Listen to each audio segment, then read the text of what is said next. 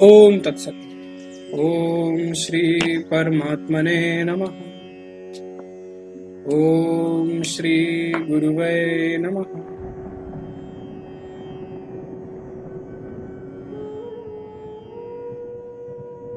श्री वशिष्ठ जी के द्वारा चिदाकाश रूप से देखे गए जगतों की अपने से अभिन्नता का कथन, आर्या पाठ करने वाली स्त्री के कार्य तथा संभाषण आदि के विषय में श्री राम के प्रश्न और श्री वशिष्ठ जी के उत्तर का वर्णन।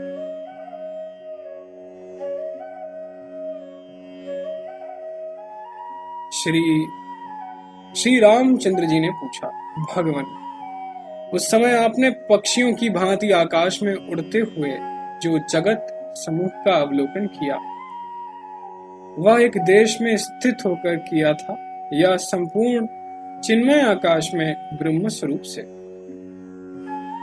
श्री वशिष्ठ जी ने बोले, रघुनंदन, उस समय तो मैं सर्वव्यापी अनंत आत्मा चिन्मय आकाश रूप हो गया था। उस अवस्था में मेरा कहीं आना जाना कैसे संभव हो सकता? ना तो एक स्थान पर खड़े हुए पुरुष की भांति ही स्थित था और ना गतिशील। इस प्रकार परमात्मा स्वरूप चिदाकाश में ही रहकर मैंने अपने इस व्यापक शरीर के द्वारा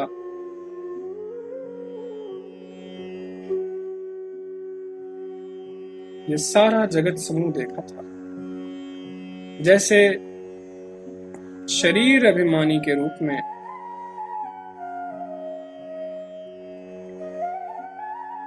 स्थित होने पर मैं पैर से लेकर मस्तक के अपने सभी अंगों को देखता हूं। उसी प्रकार मैंने चर्म चक्षुओं के बिना भी चिन्मय नेत्र से सारे जगत समुदाय का अवलोकन किया।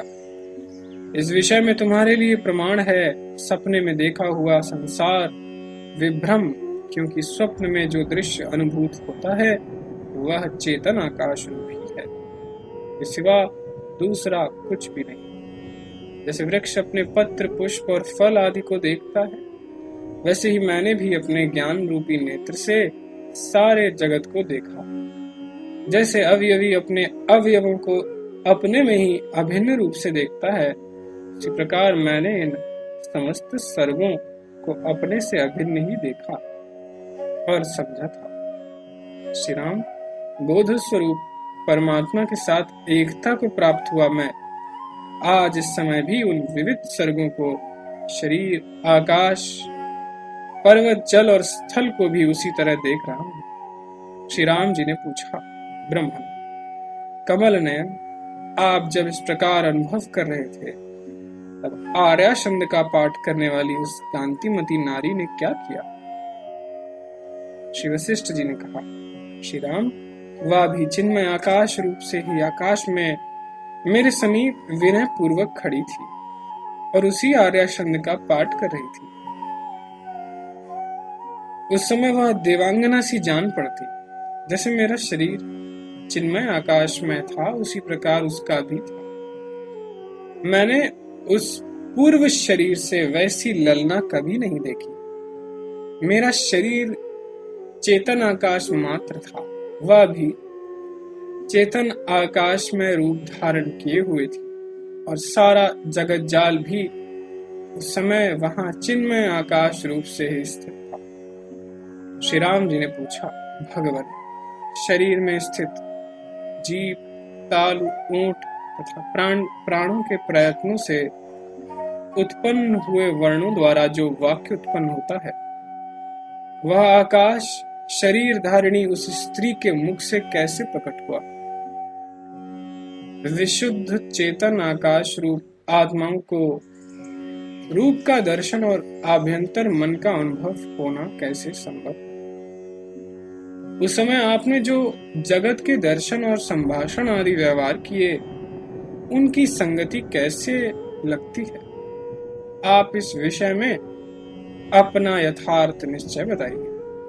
श्री वशिष्ठ जी ने कहा, श्री राम, जैसे स्वप्न में चिन्मय आकाश आत्मा ही बाह्य तथा आभ्यंतर पदार्थों के रूप में प्रकट होता है, वैसे ही मेरे उस समाधि काल में भी यह सारा दृश्य प्रपंच चिन्मय आकाश रूप से ही स्थित था।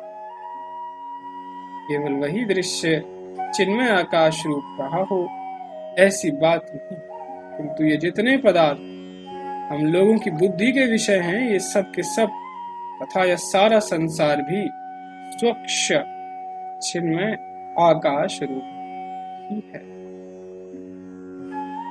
हमारे लिए जैसा वह था वैसा ही सारा जगत है।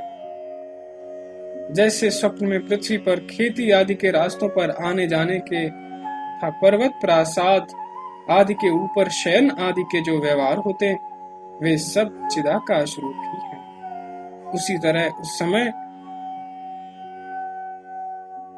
मैं, तुम, वह स्त्री तथा वह और यह सब कुछ चिदाकाश रूप ही था। रघुनंदन, तदनंतर जैसे स्वप्न में स्वप्नगत मनुष्यों के साथ व्यवहार का चलता है, उस समय उस स्त्री के साथ मेरा वार्तालाप व्यवहार भी उसी तरह आरंभ हुआ, जैसे वह स्वप्न सदृश व्यवहार चिदाकाश रूप ही था। उसी प्रकार तुम मुझको, उस आत्मा को तथा जगत को भी चिदाकाश रूप ही समझो। ओम तत्सत।